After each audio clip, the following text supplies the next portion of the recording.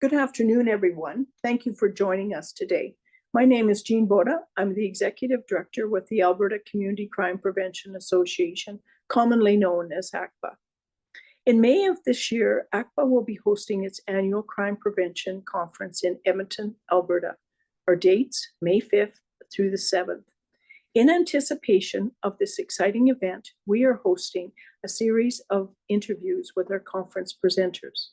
Today, I'll be interviewing Mr. Mike Tucker, Communications Director with the Alberta Law Enforcement. Mr. Tucker will be here representing Mr. Marc Cochlin, who is the CEO of Alberta Law Enforcement Response Teams, also known as ALERT. On May the 7th, Mr. Cochlin will be hosting a presentation entitled ALERT, Success Through Collaborative Integrative Policing. We're delighted you could join us today. Mike, would you fill us in a little bit on who ALERT is and what ALERT does? Absolutely, yeah.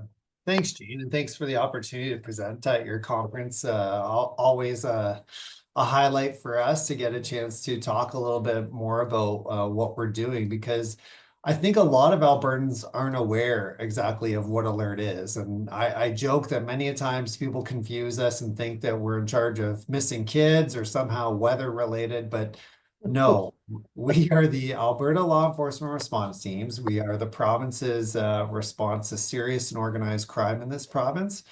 We have integrated teams spread all across the province geographically, 7 different offices, and our teams represent all municipal police agencies in the province, the RCMP, the Alberta Sheriffs, and civilian members who work mostly in a covert capacity to deal with complex crime threats. Just to highlight a couple: drug trafficking, gang violence, child pornography offenses, human trafficking, auto crimes, criminal intelligence. We really deal with a lot of more of the complex, sophisticated crime threats that it really impact every community in this province. Yeah, wow, that's quite a plateful. It really is. I have a little experience. We had an issue in one of our communities 11 years ago, and the investigation went on for quite a bit. And then all of a sudden one day, bingo, everybody came in and shut everybody down. It was really actually very impressive. So thank you for sharing that. Very, very interesting. Could you tell us how the municipal police officers and the RCMP and the teams all work together under the ALERT umbrella? How are they picked? Yeah, the strength of ALERT truly is in collaboration and working together. With representing all agencies, we're able to leverage those agreements and different policies of each agency to be able to do more. We have access to more resources and specialized teams. You know, the RCMP has certain resources that we're able to take advantage of on a federal level. And that on a more local level, there's benefits to working with kind of Calgary police and Edmonton police policies. So we're able to kind of put those all in a blender, and kind of we think of ourselves a little bit like the all-star team, and where you kind of get to cherry pick the best and brightest and have them on these teams that are truly a dedicated response to organized crime. And I think where you see the benefit is when you look at municipal agencies, you think of community policing, and you kind of think of your police officers are in a uniform. A tremendous job of answering calls and dealing with community concerns. What you don't see is kind of the underbelly of that, in a sense of how organized crime operates as big businesses throughout the province.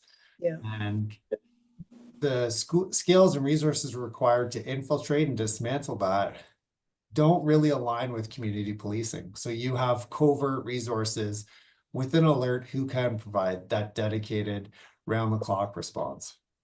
I agree. Yeah, it's very impressive. I don't know whose idea it was, but a very, very good idea. That's for sure. I'm sure over the years you've racked up your number of few arrests. Would you mind sharing some of the stats with us, if possible? Yeah, sure. So Alert was founded in 2006. It was created by the Alberta government, recognizing that we do need a kind of an integrated response, because the reality is that criminals don't respect borders. Edmonton, for instance, the biggest organized crime groups within Edmonton, they span across St. Albert, Sherwood Park, Parkland County, and the same can be said for any community in this province. It's all connected in one way or another. So we needed that team that had the ability to expand beyond municipal borders and work together. And we've had great success in terms of targeting organized crime, dismantling and making arrests. Since inception, we've seized almost $1 billion worth of drugs off the streets. And I think everyone's aware of the fentanyl crisis lately, and that's something that in the United States, they've brought up quite a bit about fentanyl and its impact on the borders. Our teams have been at the forefront of combating this crisis, shutting down large scale super labs, all the Yeah, way down to being aggressive in mid-sized communities and targeting fentanyl dealers who are preying on the addicted population. yeah, yeah. No, I agree, Mike. I didn't realize, I always thought Alert was a initiation from the RCMP. I didn't realize it was the Alberta government that initiated that. Interesting, very interesting. So, if there's one thing that Alert would like all citizens to know, what would it be? I think there needs to be a recognition just how wide-reaching kind of organized crime can be. And I think there is a certain naivety amongst smaller populations that, you know, oh, these are big city issues, or they don't affect my community. And while you might not see the visible presence of gangs or open drug dealing or open drug addiction that you would see in major urban centers, there Mhm. definitely is an infiltration across all communities. Not only looking at drugs, but our child exploitation teams work. Mhm. The internet provides no limitation on these types of offenses. Yeah. And our teams have been across every community in Alberta dealing with these types of issues. I think just having a general awareness that you might not always see us, but that doesn't mean that we're not working, and that we rely heavily on intelligence from the communities and understanding the issues that are affecting society. I have to agree with you. And when we were having the issue 10 or 11 years ago, I remember meeting with the staff sergeant, and actually we took a tour, and I showed him the house.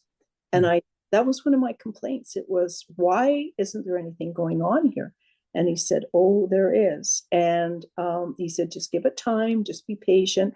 And in the meantime, there was meetings with the community on, they wanted us to feed them all kinds of information. It didn't matter. The sergeant that came out, he said, I don't care what it is, feed it to us. We need it. Yeah. So you're right. And I think this is the point of the interview, is we need to make communities aware of the work that you guys do and how important it is, and how you work collaboratively with all these other agencies. So no, Yeah, if you don't see us, that means we're doing our job. We're that's by right. design trying to be covert, where we rely on undercover operators, rely on covert surveillance and a variety of different techniques that we could evade public detection, but also the detection of the organized crime members as well. That's But right. like you said, part of that is being fed the right intelligence. Yeah. And I think it's a great opportunity for me to plug an organization like Crime Stoppers that's anonymous, that people can submit Yeah. about that type of thing. Yeah, I agree with you. I agree. And you're right, reporting crimes is very important. And that's something that communities always have to be made aware of. You know, please don't dismiss that. Now, can you fill us in a little bit on what Marc Conklin will deliver at the conference? a little bit of his presentation, what the audience could be prepared for?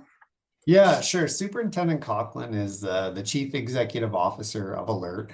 I think a lot of people don't know that Alert is actually a not-for-profit entity, that it's designed to be arm's length from police agencies and also arm's length from the government in order to be kind of responsive and independent to different priorities.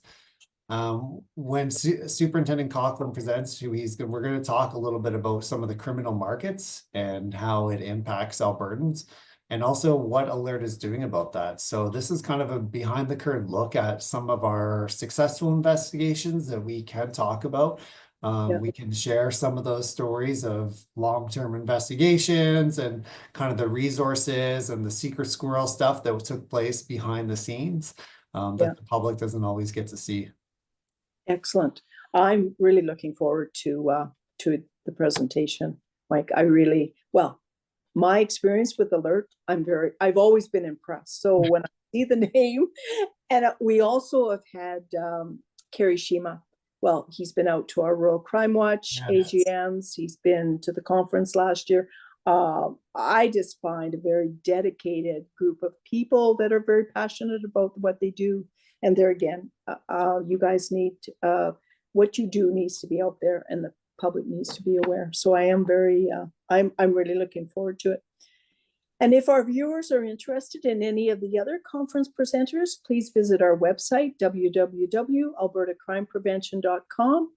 And with that, I'll bid you a good day and enjoy the weather. It's beautiful. And thank you very much again, Mike, for joining us today. Thank you. Oh, great. My pleasure. Thank you, Jean. Look forward to presenting at the conference coming up pretty quick.